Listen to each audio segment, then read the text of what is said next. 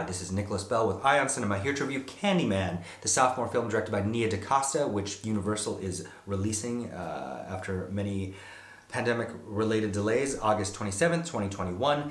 It is, of course, a spiritual sequel, as it's being described, to the 1991 Bernard Rose film, Candyman, which is, of course, a American horror classic, and one of the only mainstream American horror films to deal with, at least in the text and subtext, with racism.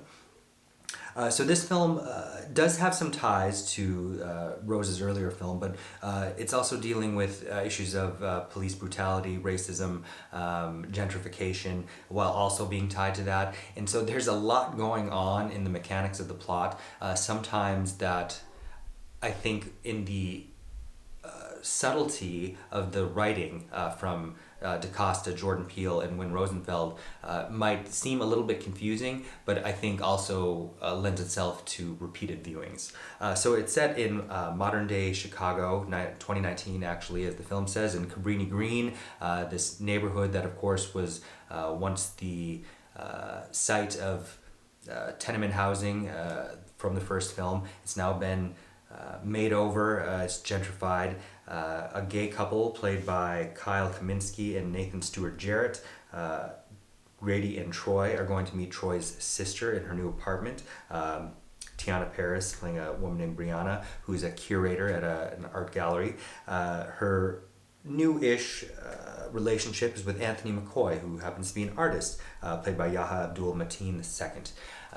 And it's clear there's a little bit of contention between the brother and the artist, but they settle into an amiable evening, and then to gloss over kind of a awkward transition, Troy decides to tell a scary story that's related to this area 30 years ago, and a white grad student named Helen Lyle, who was researching this urban legend of Candyman, goes crazy, cuts off a Rottweiler's head, steals a baby, and tries to throw the baby into a bonfire that's happening in the neighborhood one night, and is stopped by the members of the community, and then walks into the fire and dies.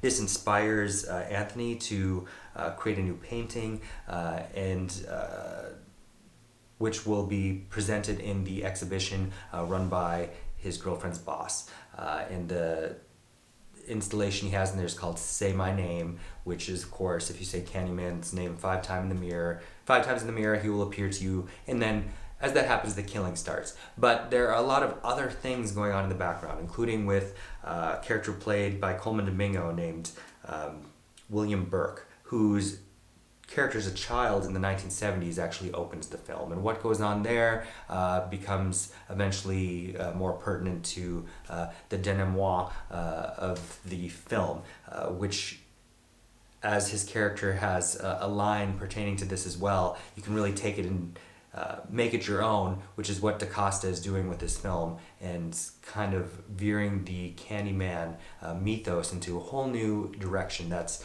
exciting, while also, again, connected to the old film. We have Vanessa Williams playing the same character from the original, who's starring as McCoy's mom.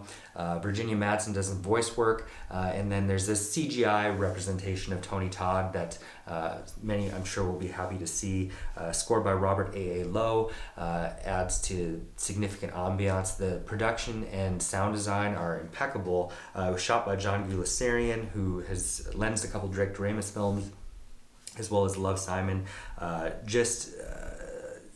It's a very beautifully packaged horror film, and it seems like there's so much going on that there's some elements that compete against one another, but suggest that there's a lot more to tell here, and a lot more interesting things to examine. I think there's a lot going on about historical trauma, and the snippets we get about these various characters, well, it might seem superfluous, really has a lot to do with fate, really about the other side of ourselves, and how the past even is kind of a backwards reflection of where we are today.